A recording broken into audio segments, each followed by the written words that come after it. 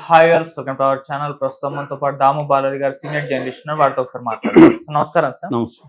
Sir Mohan Babu గారు తన ఆస్తులు తనకు కావాలి, జల్పల్లో తన నివాసాన్ని కబ్జా చేసేసుకున్నారు మనోజ్ అంటూ నిన్న కలెక్టర్ గారికి కలిసి ఫిర్యాదు చేయడం జరిగింది. అటు మంచు మనోజ్ కూడా అడిషనల్ కలెక్టర్ ని కలిశారు. మరి వీళ్ళ వివాదం అయితే ఇంకా కంటిన్యూ అవుతుంది. ఇంకా ట్విట్టర్ వారైతే వరుసగా ట్వీట్లు చేసుకుంటున్నారు విష్ణు అండ్ మనోజ్. మరి ఇది ఎటువైపు వెళ్తుంది? ఈ ఇష్యూ గురించి మీరేం చెప్తారు సార్? మామూలుగా మోహన్ బాబు వర్సెస్ మంచు మనోజ్, మోహన్ బాబు విష్ణు వర్సెస్ మంచు మనోజ్. వీళ్ళ గొడవలు ఇంకా పెరిగి పెద్దవవుతున్నాయి కానీ తగ్గట్లేదు. లేటెస్ట్ డెవలప్మెంట్ చూసుకున్నప్పుడు మోహన్ బాబు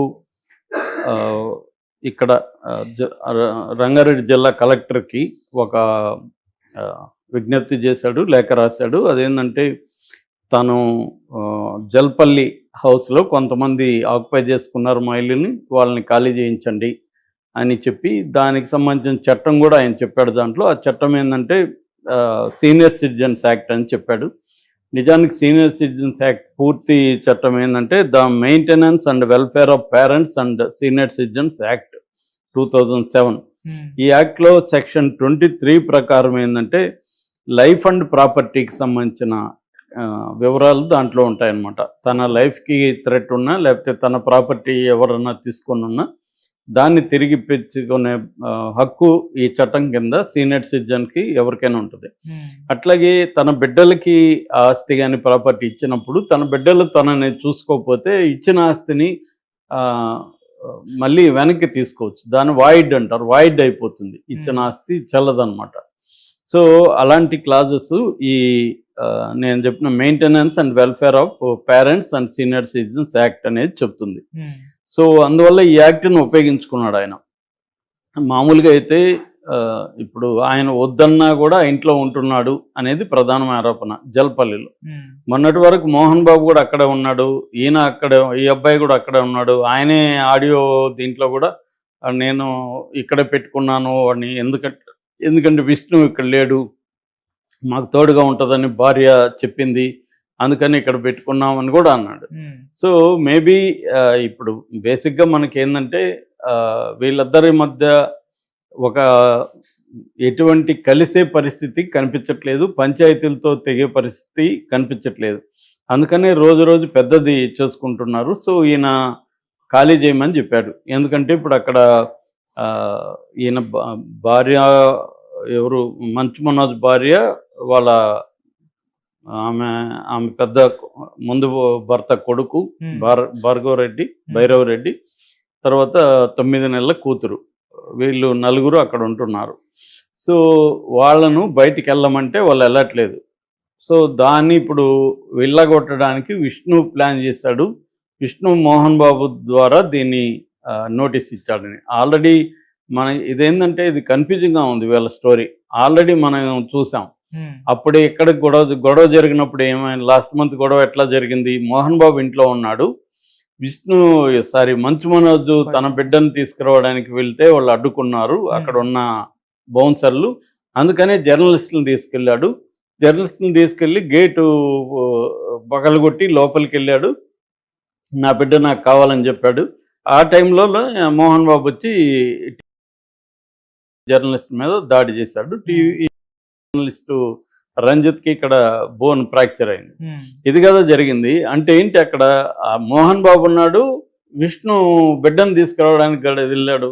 మళ్ళీ ఒక వార్త వచ్చింది. అదేం వార్త, నేను మా అమ్మ బర్త్డే చేస్తుంటే విష్ణు వచ్చి చక్కెర పోసాడని.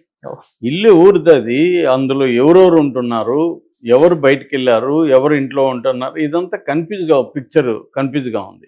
ఫస్ట్ ఏమో మోహన్ బాబు ఆయన భార్య అక్కడ ఉన్నారు, మనోజ్ ఇప్పుడు వాళ్ళు రావద్దంటే వీళ్ళు బలవంతంగా వెళ్ళి ఉన్నారా ఆడ అనేది ఏమీ కనిపించట్లేదు, బలవంతంగా వెళ్ళినట్లేదు. తర్వాత ఇప్పుడేమో మా ఇల్లు ఆక్యుపై చేసుకున్నాడు అని చెప్తున్నాడు మోహన్ బాబు. ఇదంతా విచిత్రంగా అయితే ఉంది. అందుకని పోలీసులు కానీ ఇటు కలెక్టర్ కానీ ఏం చేయాలో తెలియక గమ్మునున్నారు. సో ఇది చెప్పాడు. ఈ తర్వాత మంచు మనోజ్ ఏం చేశాడు, నిన్న మళ్ళీ కలెక్టరేట్కి వెళ్ళాడు. కలెక్టర్ లేకపోతే అడిషనల్ కలెక్టర్ ప్రతిమా సింగ్ని కలిసి ఇదంతా అసలు ఏమీ లేదు, మా ఇద్దరి మధ్య గొడవ లేదు, మా నాన్నని మా అన్న డైవర్ట్ చేసి ఇవలా చేస్తున్నాడు, అసలు మాకు ఆస్తుల గొడవే లేదు, అని అతను చెప్తున్నాడు. ఇక్కడ సమస్య ఏంటంటే ఇప్పుడు మంచు మనోజ్కి ప్రశ్నలు ఏంటంటే అతను ఆ ఇంట్లో ఎందుకు ఉన్నాడు, అది మోహన్ బాబు ప్రాపర్టీ. మోహన్ బాబు ప్రాపర్టీలో ఇతను ఎందుకు వెళ్ళి ఉన్నాడు అతనికి ఇష్టం లేకుండా, ఇతని భార్య బయట ఉండొచ్చు కదా, అక్కడికి ఎందుకు ఉన్నారు అన్న దగ్గర ఇతని దగ్గర ఏమీ సమాధానం లేదు. ఎవరు మంచు మనోజ్ ఏమంటున్నాడు, నిన్న కూడా మీడియాతో ఏం మాట్లాడాడు, నా పోరాటం ఆస్తుల కోసం కాదు అన్నాడు. సరే ఆస్తుల కోసం కానప్పుడు దేనికి పోరాటం అంటే అక్కడ విద్యార్థుల కోసం ఉన్నాడు. విద్యార్థులు పోరాటం చేసుకోలేరు ఆడ.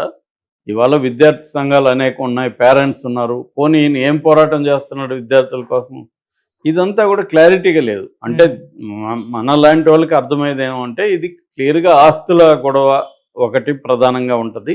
రెండోది తన మాట వినట్లేదు అని మోహన్ బాబుకి చిన్న కొడుకు మీద కోపం ఉంటుంది. తనకి ఇష్టం లేని పెళ్లి చేసుకున్నాడు, ఆల్రెడీ ఒక డైవర్సీ అమ్మాయి, ఆల్రెడీ బిడ్డ ఉన్న అమ్మాయిని పెళ్లి చేసుకున్నాడు, తనకి ఇష్టం లేదు. అట్లాగే తన వ్యాపారాలు తను చూసుకోవట్లేదు, బాధ్యత లేకుండా అల్లరి చిల్లరగా తిరుగుతున్నాడు అనేది ఉండొచ్చు. అంటే ఈ రెండు విషయాలు ఉంటాయి. ఒకటేమో నా ఆస్తి నాకు కావాలి, నా వాటా కావాలని అతను, నేను ఎందుకు ఇవ్వాలి వీడికి, నాకు ఇప్పుడు నన్ను చూసుకోవట్లేదు, నా భార్యను చూసుకోవట్లేదు, ఆస్తుల్ని చూసుకోవట్లేదు, వ్యాపారాలు చూసుకోవట్లేదు, కెరీర్ అతను ఫోకస్ చేయట్లేదు. ఇలాంటి వాడికి ఆస్తులు ఇస్తే రేపు పొద్దున ఆస్తులను కూడా అమ్మేసి వీడు నాశనం చేసేస్తాడు అనేది మోహన్ బాబుకు ఉండే అవకాశం ఉంది. సో ఇది మోహన్ బాబు పాయింట్ ఆఫ్ నుంచి. ఎందుకంటే మోహన్ బాబు పాయింట్ ఆఫ్ వ్యూలో విష్ణు సిన్సియర్గా ఉన్నాడు, ఇటు మోహన్ బాబుని టేక్ కేర్ చేశాడు, ఫ్యామిలీని చూసుకుంటున్నాడు, రెండోది వ్యాపారాలు చూసుకుంటున్నాడు, సినిమా పరంగా కూడా మోహన్ బాబుతో అనుగుణంగా ఆయనకి అన్నీ కూడా చెప్పి ఆయన సలహా మేరకే సినిమాలు కూడా చేస్తున్నాడు. అంటే ఒక మామూలుగా ఫ్యామిలీస్లో ఇలాంటివి అనేకం ఉంటాయి. పెద్ద కొడుకు చిన్న కొడుకు, ఒక కొడుకేమో అన్నీ వాళ్ళకి నచ్చిన విధంగా ఉంటాడు, ఇంకొక కొడుకేమో అసలు ఏ రకంగానూ వాళ్ళకి నచ్చినట్టు బిహేవ్ చేయడు. కానీ ఆస్తులకు వచ్చేసరికి ఇద్దరికి సమాన వాటా అంటారు. ఎందుకు ఇవ్వాలి? ఇప్పుడు యూనివర్సిటీలు, విద్యానికేతనం ఇన్స్టిట్యూట్స్ అవన్నీ కూడా డెవలప్ చేయడంలో ప్రధాన పాత్ర విష్ణుకు ఉంది. సో విష్ణుకి నేను ఇవ్వాలి కానీ వీడికి ఎందుకు ఇవ్వాలి, రెండోది వీడికి ఇస్తే ఆయన కాన్ఫిడెన్స్ కూడా ఉండకపోవచ్చు. సో అలాగా అతను ఏమనుకుంటాడు, నీకెందుకు ఇవ్వాలి అనేది ఉండొచ్చు, నాకెందుకు ఇవ్వరు అనేది తన డిమాండ్ ఉండొచ్చు. ఇటువంటి ఒక క్లాష్ ఉండే అవకాశం ఉంది తప్ప మంచు మనోజ్ చెప్తున్నది నమ్మడానికి శక్యంగా లేదు. ఎందుకంటే విద్యార్థుల కోసం నేను కొట్లాడుతున్నాను అనేది అక్కడేమి ఎప్పుడో మొన్న మధ్య ఒక గొడవ జరిగింది. అదేంటంటే ఫీజులు ఎక్కువ ఉన్నాయి, తర్వాత మధ్యాహ్నం భోజనం అక్కడే తినాలని రూల్ పెట్టారు, దానికి సంబంధించి రేట్లు ఎక్కువ ఉన్నాయి భోజనాలకి అనేది, పైగా వాళ్ళు పెట్టిందే తినాలి, ఇంట్లో అంటే పిల్లలు వాళ్ళకి ఇష్టం వచ్చింది తల్లిదండ్రులు చేసిస్తారు, ఇక్కడేమో అక్కడే తినాలి, ఎందుకు తినాలి అన్న ఇది మాట్లాడారు.